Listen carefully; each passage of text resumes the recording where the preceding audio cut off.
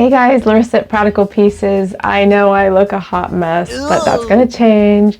If you've been following me for a while, you know back in November, which was about 2 months ago, I found out that I have textured hair. Here's the before, where I knew I had something going on because I always called it bacon hair, where it's wavy in the back. Little did I know I had all this potential in my hair for all these years. I'm learning about my hair. It's taken me several weeks to learn what type of thickness and density and porosity and all that stuff plays a part in how I function to get it to look right. What I'm debating on doing today is doing a big chop.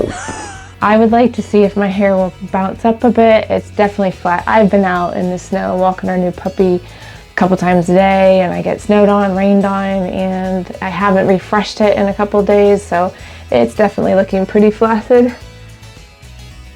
So I'm debating on doing some bangs, and this is, like curtain bangs. This is crazy for me because I don't remember last time I had bangs. It was probably in college.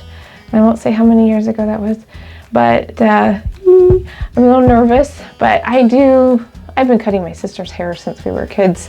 I cut all my kids' hair, I cut my dog's hair, so I know how to do it, and I've done actually one time when I was pregnant with my first kid.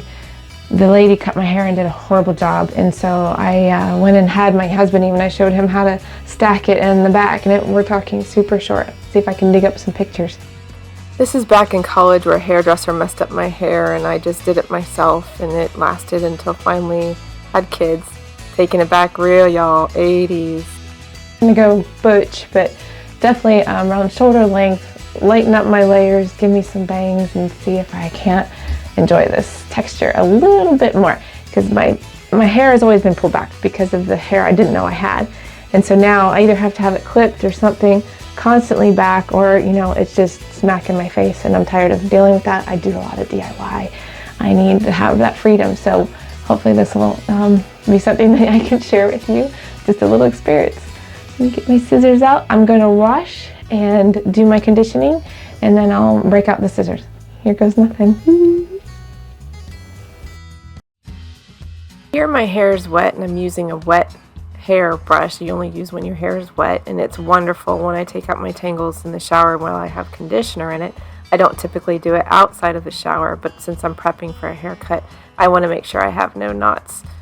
It's a wonderful brush. You might want to get your hands on it. I have details in my blog post.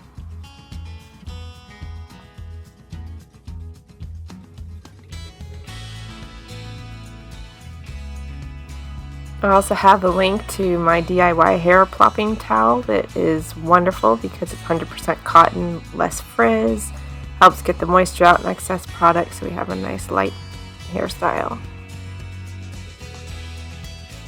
As you can see, I'm sectioning off from behind the ear back, and I'll section that off and do that last.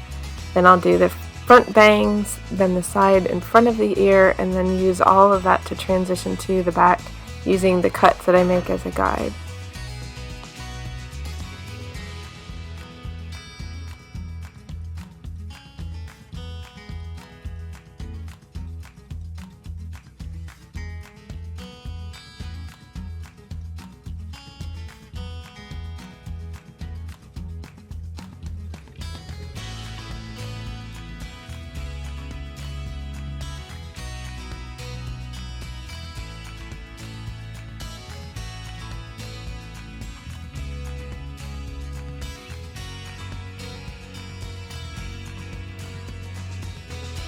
At this point, I'm sectioning off my bangs. I'm going to pull what I want forward. I have a comb that when I set on my head, and you can look at it flat to tell where it lifts off. That's kind of where your bangs begin. And then I make an arch shape, pull it off forward. Yay! And you can see I have a slight cowlick, but I'm not sure if that's going to play a part or not, because it did when I was a kid.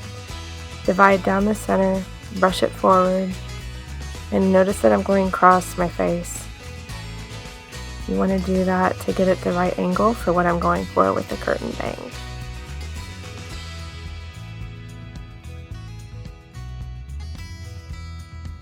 After I make my cut, I'm not sure quite on the length, but I'm going to end cut it anyway because you don't want it to be a straight cut. You want it to have a bit of texture on the ends as well. Though it looks like I'm probably going to go a little shorter here, we'll see.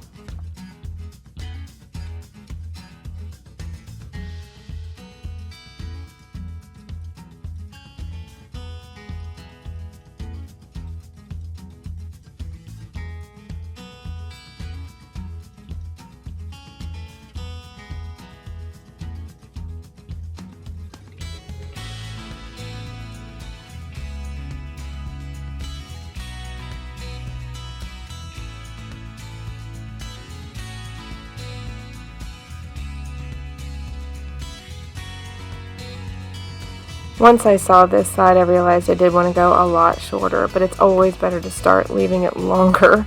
You can't put hair back on once you cut it off.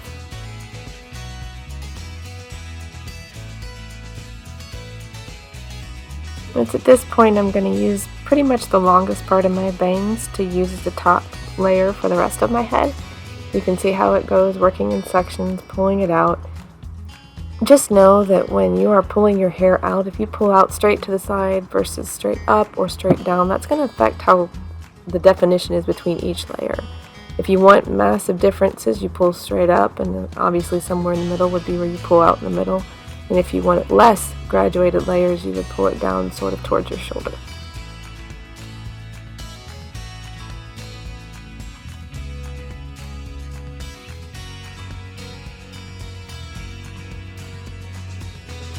Woo! That's over 9 inches there. That's a big chunk. Yay! I will say I like it. I didn't plan on necessarily going this short. I had planned just a little bit longer, but honestly, I'm excited. It feels light. The texture's good, and I will say too, this is my second day refresh. This isn't the first day. I didn't have time to do a wrap-up video yesterday. So take a look at the back. I didn't know whether to start with the bangs first or the sides, because typically I would have done the bangs when I did a different kind of layering in my hair when I would cut it before. And so this time I started with the bangs just so I could figure out the top layer, and then did the sides this way. I didn't give a whole lot of cutting because I got tired during the video of pausing and trying to decide. So you get the general ideas. I worked this way back, and where I would have done different layers when my hair was longer. Really happy with it. I do think that my bangs are a little bit heavy. I might either let those grow out or trim a little more, because your hair can go through what's called curl shock after you take off a large chunk like I did, and it says, where's my pattern? So it's going to take about a couple washes before I can figure it all out. But like I said, I'm happy with it. I can still do, you know, updos, and you can even style them over if I want, and a lot of versatility here. I'm happy. All right, my whole idea was to just learn my hair. I love that I figured out my wave/curl pattern after about 40 years. That's why I was so frustrated with hairdressers. They didn't know that I had this, and haircuts never went the way I wanted, and I always ended up cutting my own. So I hope you're feeling inspired. I hope you can feel like embracing the true you. I don't color my hair. I know eventually I'll go gray, but enjoying what I have and feel blessed to be able to share. Thought I would show you my little curl friend, Lyra. Looky. She's my little golden doodle 5-month-old puppy that I just recently gave a clip to too. So now her and I look alike, and we're loving it. I hope you're feeling inspired to just do something fun, and I'll be back with a new DIY project in a couple of days. Don't forget to sign up for my free email newsletter. All right, till next time. Bye.